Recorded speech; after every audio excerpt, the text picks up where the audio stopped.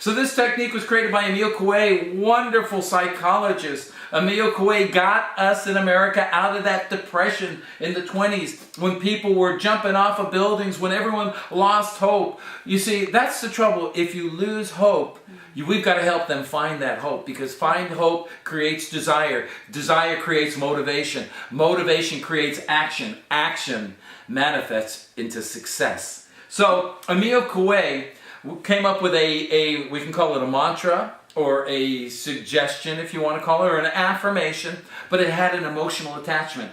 Do you know what that message that he said was to the people in the United States? You're going to have to tell me. Okay. Thank you, Suzanne. Every day and in every way, I'm getting better and better. Every day and in every way, I am getting better and better. And that phrase, that simple phrase, stimulated hope, desire to go on with your life. And they even made a song about it. They made music about it. It was a national theme in America in the 1920s. Every day and in every way, I'm getting better and better. So Emile Coué used to do a test before he would see a client. You know, in the old days, hypnotherapists, because they didn't have these amazing, powerful, dynamic techniques that I've created over the past number of years, that they would do tests to test the most receptive, or what we might call suggestible people, or those people that are what we might call natural somnambulists, right? People that go into that low brainwave frequency state of hypnosis very quickly. You see that sometimes with stage hypnosis shows. You see the stage hypnotist will pick those people that seem to be more spontaneously receptive. It's about 10% of the population normally. So Emile Coué would do this test. It's called the hand-locking test. And if you were to succeed in this test, then he would see you as a client for therapy. With the new advances in scientific hypnosis and the methods that I teach, and that other hypnotherapists might teach, we have a much greater, higher success of producing that low brainwave frequency state we call somnambulism, but it's actually a brainwave neural state that has a scientific name that's a lot more valid than even the word somnambulism, which represents sleepwalking. Okay, so here's how it works. Place your feet flat on the floor. And let me tell you about this technique. It was created by Emile Coué, the hand-locking test. It's a technique, Suzanne, for you to test your own ability and power of concentration, okay? Okay. So I want you to have this experience, okay? Okay. Excellent. So, and again, you're going to be having the experience. You're going to be testing your own state of concentration. You're not going into hypnosis. Of course, I don't like to ever use that word trance, because that's going to create a fear and a sleep. Fear, and the word sleep, also confusion. But we're teaching you how to create a state of focused concentration. And think about it, Suzanne, that's all hypnosis is. It's magnified focused concentration. When you can concentrate so strongly, so perfectly on a thought or a feeling or an emotion or an idea, you can manifest that into reality in your life. Okay, so what I'd like you to do, place your feet on the floor, place your hands on your lap. Okay. Now here's how it's going to work. In a moment I'm going to have you hold your hands out like this, okay? Don't do this yet. I'm going to give her instructions. Sometimes I like to give my clients instructions before they participate. When you buy something new, don't you usually have an instruction book? Yeah. I went through a hypnosis clinic, folks, that said don't tell your client anything you're going to do. Keep them in mystery. What if they're in this mystery state? What's occurring? Could it be fearful? Absolutely. And remember the analytical person, the person that's having trouble letting go.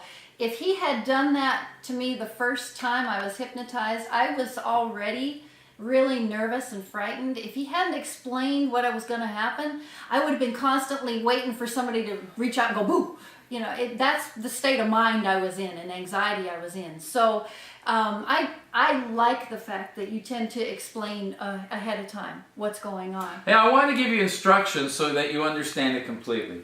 So in a moment I'm going to have you hold your hands out like this. I'm going to have you place your hands together like this. I'm going to have you interlock your hands and fingers together, place your thumbs on top of each other. Then I'm going to have you look at your hands. Then I'm going to have you concentrate on just squeezing your hands tight, kind of like locking your hands together, so that we can see your ability, and you can test your own ability to magnify your ability to concentrate. Because this will also help in the hypnotherapy process. Because the more you're able to focus and concentrate, actually the more receptive it is and the easier it is for you to go into hypnosis. Okay, Suzanne? Okay. Okay, so what I want you to do is hold your hands out just like this, straight up in front of you, good. I want you to look at your hands, don't look at me. I want you to place your hands together. Just place the palms of your hands together. Good.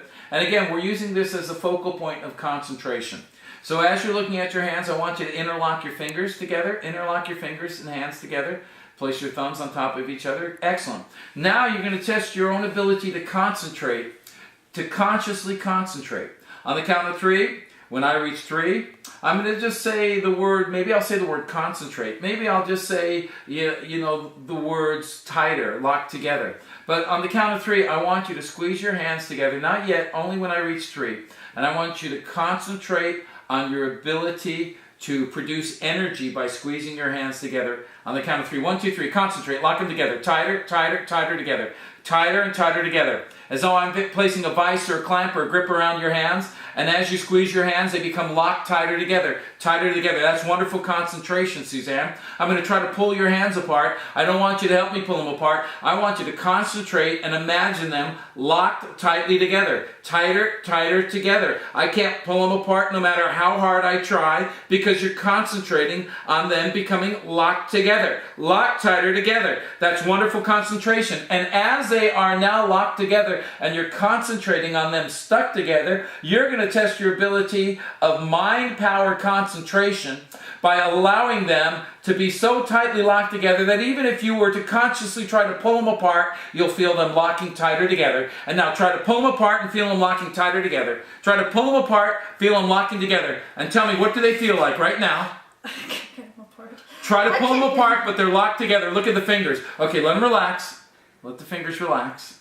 Okay, let them relax. Gently let them separate. And just let them become relaxed now. Excellent. So you have this wonderful ability consciously to have a state of dynamic concentration, meaning that when we hypnotize you or we do a hypnotherapy session, you're going to be very, very receptive at going into that state of focused hypnosis concentration with your entire body relaxed. Tell everyone, what did that feel like? There was no pulling those apart. There's no way I could have pulled those apart. There's absolutely zero way I could have pulled those apart. Now, you didn't just keep them locked together because I told you to. I was trying. You can see, I know my fingers must have been turning yellow. Now, this isn't the first time Suzanne has had an experience of getting into that receptive state. When I first met Suzanne, I actually worked with you with an EEG, and I spent a number of times working on getting you receptive. How receptive were you the first time that we started working? Oh, the EEG machine probably showed me at a state of alpha. High alpha. Yeah, right? It wasn't very low. Right. And yet, even though that was the case, and I wasn't very, very in-depth at all, there still was some benefit to that session. So don't ever think this is black and white, okay? Just because you don't get them all the way under, there still is a benefit to the session. Do they still need to work at it to learn the process? Yes, absolutely, because the deeper you can get that person, the better the results are going to be. And the more they're going to learn it, and the more quickly the changes will occur in their life. But don't think for a minute that just because they're not in that low state, that there isn't a benefit. There absolutely is. What we worked on that day, I did feel better. So there is definitely a benefit. And I'm glad you said that, because think about it. Almost every person that comes in to see you, when they're coming into your office, they're already in an alpha state. They're already in a state of being receptive. So the words that you're saying actually will affect them, even in a very light stage of hypnosis. And like we told you the other week, you go into hypnosis every day. You put your keys down, you forget where they are, you drive your car and you're on automatic pilot, you reach your destination. You watch a movie and you're crying because you're watching a movie because you've just seen Bambi and something happened to Bambi's mom or something. You know, seriously. We go into those states of focus. Every person coming in to see you that is depressed or negative is probably already in a self-hypnotized state. Wouldn't you agree to that? Yes. So it doesn't matter the depth of hypnosis, but the more receptive and deeper they go, the more profound results will occur. But it might take a session. It might take 2 sessions. I remember it actually took a number of repetitions. Mm-hmm. And now if we use an EEG, you can drop it down. Mm-hmm. When we do a hypnotherapy session, mm-hmm. it's extremely successful, right? It absolutely is. And that's why I tell everyone I am the poster child for this science, because I am the epitome of someone who will typically tell you, I can't be hypnotized. I am typically that person. And yet I learned how to do it. Everyone can learn this process. They can learn it. The responsibility doesn't lie on you to force them into it. And I think that's a distinction we all have to understand. You are not causing this person to go into hypnosis. They are letting themselves go into hypnosis, and they are learning how to do it. And we're working with them as a team. And that's the whole key. I do interactive hypnotherapy. And my client is physically, kinesthetically, auditorily, visually involved in their process of empowering themselves to create these changes. And I think that turns a dynamic of hypnosis and do this to me. Every time I get a client that says, well, I want you just to do it to me, they don't want to put any effort into it or participate in it. The successes are limited that way, right? Yes, absolutely. Exactly. And if that person walks away from your office and says, well, I don't think I was hypnotized, it didn't work, guess what? They will be successful in it not working. So don't assume all of this responsibility if that client doesn't achieve the results that you wanted them to achieve. Maybe at that point, maybe they weren't ready for it, right? Someone comes in to see me and they want to stop smoking and they tell me they love cigarettes. I'm not going to waste my time working with them. I'm not going to waste their time. I'm not going to use our science as an excuse. Well, now I tried this hypnotism stuff and it didn't work for me. No, they're not ready for that change. You've got to also stimulate your person's conscious desire to want to change.